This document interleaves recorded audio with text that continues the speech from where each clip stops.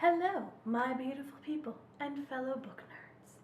Today, I am going to do what I'm going to call Check It or Chuck It, which are going to be my book reviews for you guys. I'll let you know if it's good, bad, ugly. I will do my best not to put in spoilers because I freaking hate spoilers. But if for any reason I feel like a spoiler is necessary, I will let you guys know. Basically, I'll just cover more or less what the book's about without hitting all the meaty bits. Let you know if it's worthwhile, anything that I found slightly meh about it, if there was anything, and if not, I'll, gush and we can all get excited about life. So, while I do this, if my daughter wakes up and makes a huge fuss, I'm sorry, she's teething, which means she doesn't feel good and her mouth hurts and she's not sleeping very good because basically she's got like crazy urukai scimitars like shoving themselves up in her face. So that's also why I look like crap today and there's no makeup and my hair's in ponytail because I was lucky I got time for like a shower because I have other work to do and then the baby's teething and all in all it makes me a very busy lady who's kind of like a zombie because I'm not getting enough sleep. But anyway, we're going to talk about some books. In this one, instead of just doing a review on one book, I'm actually going to do part of a series. And the series I'm going to cover is by a woman named Donna Grant. And she's got, they're technically 3 series of books. There's the Dark Sword series, the Dark Warrior series, and then the Dark King series. The Dark Sword and Dark Warrior series all involve the same characters. It's basically like the Dark Warrior series is a continuation of the Dark Sword series. So I'm going to go ahead and review both of those together.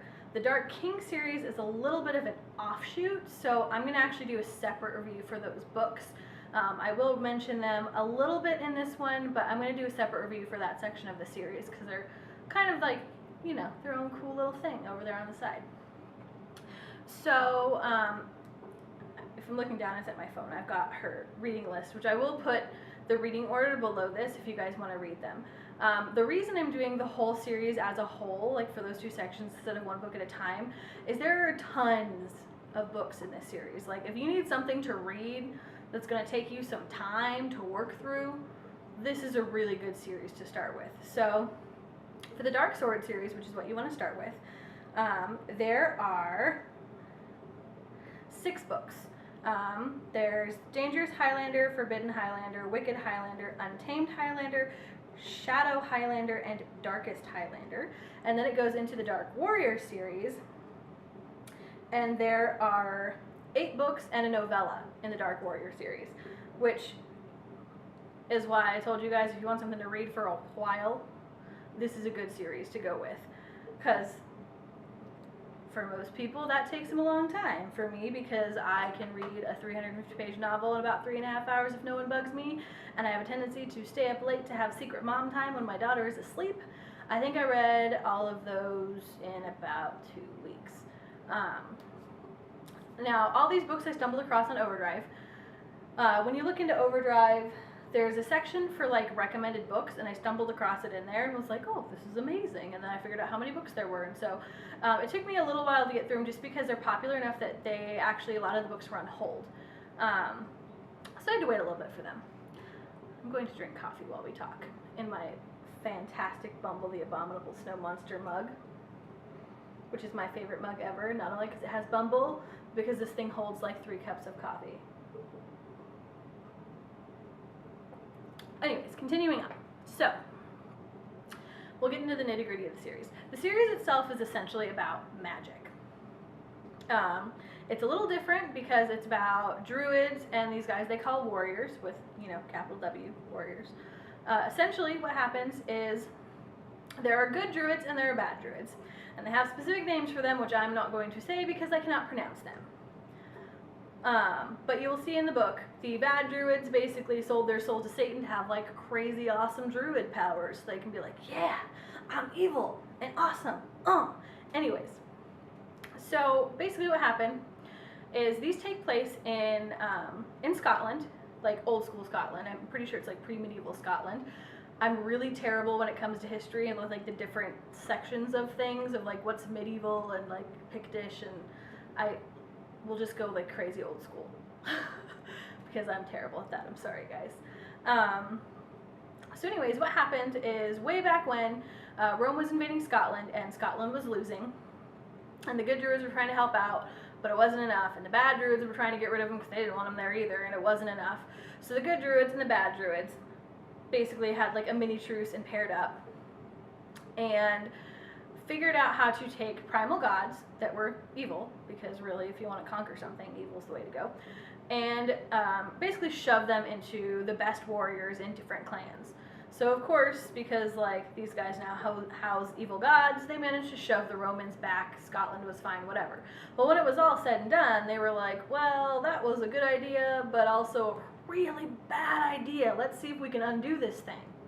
But then they figured out that even with the two of them combined, they couldn't actually get rid of the gods. The best they could do was essentially put them in stasis, so that the strongest warrior in each clan carried the god like with them, but it was dormant and they didn't actually know it was there.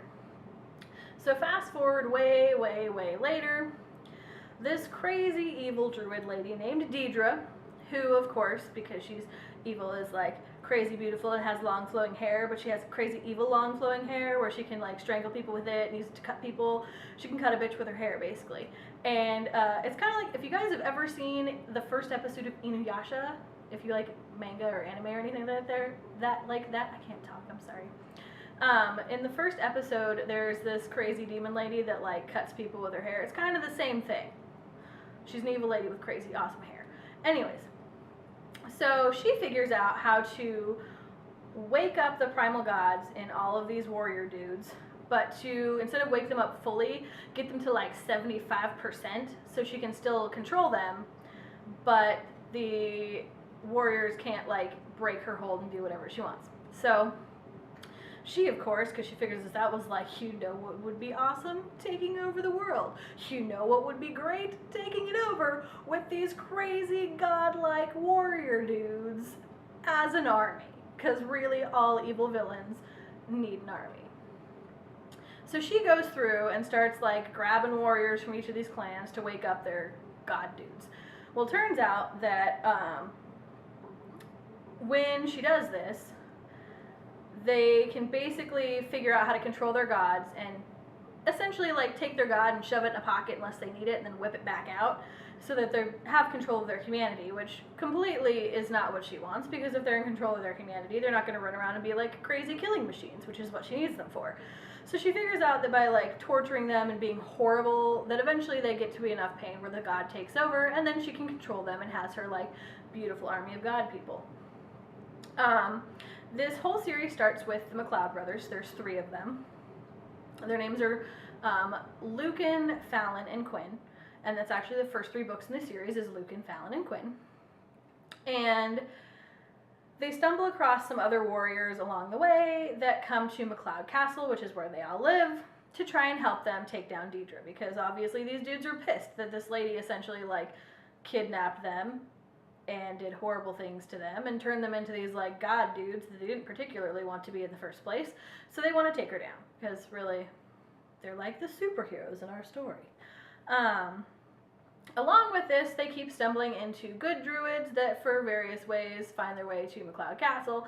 And of course, because they are romance novels, the warrior pairs up with the druids and, you know, they get along and they fall in love and all that good jazz. So the series continues through that. For the Dark Sword series, it's the 3 MacLeod brothers, and then it covers Brock, who is really, really cool. And it also covers Galen's story, and then I'm missing one. There's one more that it covers in the first 6. Now, the reason that the series is split into the Dark Sword series and then the Dark Warrior series, even though they're the same characters, is because at the end of the Dark Sword series, another evil superpower actually transports Deidre into the future. And so the druids figure out a way to send 4 of the warriors into the future after Deidre. So essentially the Dark Sword series is all in old school Scotland, whereas the Dark Warrior series is all in Scotland present day. Now, in order to have the same characters there, but to make it viable and understandable, because the warriors are immortal, but the druids are not, one of the druids has super cool powers and manages to essentially put a time bubble around the castle where as long as they're in the castle, they don't age. So all the human people essentially are like immortal inside the shield. They can leave the shield and go shopping and whatnot, but as long as they're inside the shield, they don't age. So that way, when they get transported 400 years in the future, the castle's still there with all the characters. Now, I'll go ahead and explain a little bit about how the druids and the warriors work. So the way she wrote this, each druid has kind of an affinity for something special. Like the good druids all kind of get their powers from nature and whatever, but they have certain abilities that are inherent to that particular druid. Like one can talk to the wind, one can talk to the trees, and like they like send them, you know, little nature messages of what's coming and what's bad and whatever. For the warriors, each one has a primal god inside of them, and each god has a specific affinity or a specific power and has a specific color. So when the warriors turn into the gods, their whole body changes color. They get fangs, they get talons, and they can do various things. Like one of them can find anybody anywhere, even through time. One can talk to animals. One can control like the ocean and water, stuff like that. And so that's essentially where they get their powers from. All the warriors, of course, are strong and fast and all that jazz. So they're good at fighting because that's what they're for. So in the future, they're all trying to take down Deidre. Towards the end of the series, you end up getting 2 other evil villains that pop in that the warriors have to take out. And it's at the tail end of the Dark Warriors series, in the last book or 2, when they're fighting the last evil villain guy, that the Dark Kings come in. Now, the Dark King series, they're actually Dragon Kings, and that is where that offshoot happens. But they do introduce them at the end of the Dark Warriors series. I will talk about the Dark King series itself in another one of my reviews. So that's essentially what the series is.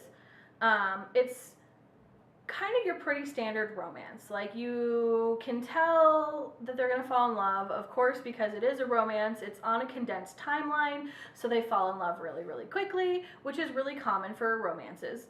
The thing I like about these, though, is that even though it's kind of a traditional romance story, there's enough action and like twists and turns in it that it carries your focus through. The book, while, you know, it does have romance in it, it's almost like a 50-50 action romance, which I really, really like. And then even with the romances, she makes sure to write them so instead of having like just a happily ever after, they're happy, but there are complications like they would be in a normal relationship. And so it's a little more realistic as time goes on and you follow these characters to see how their relationships go ahead and carry through.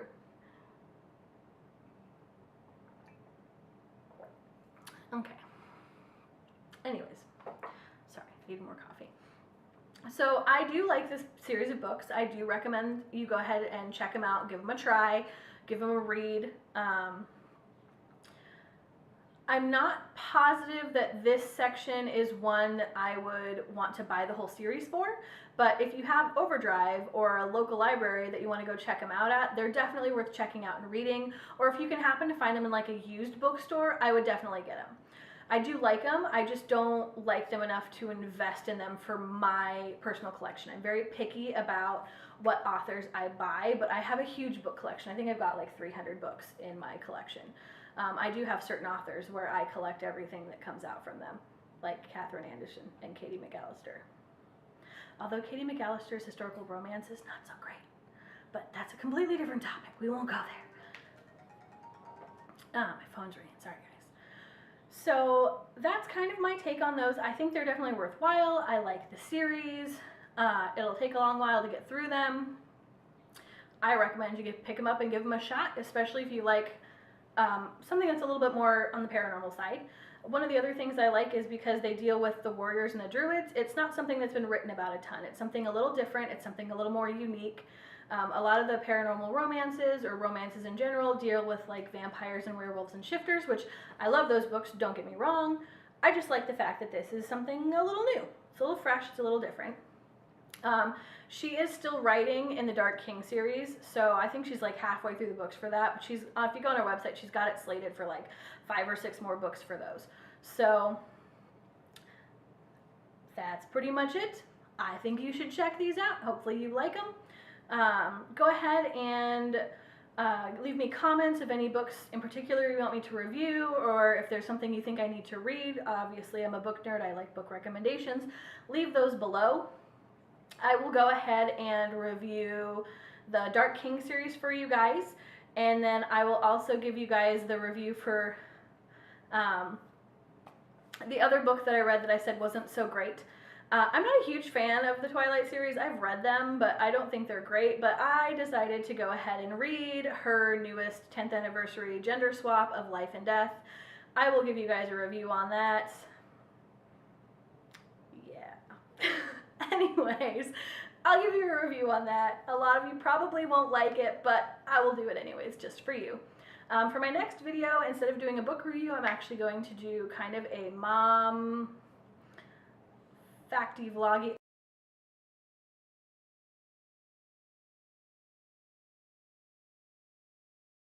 Alright, I am back, and I'm sure you guys can hear Tiny Person and Tiny Person toys in the background, but the Tiny Person has woken up from her nap and she's happy playing. So, we're gonna finish this thing.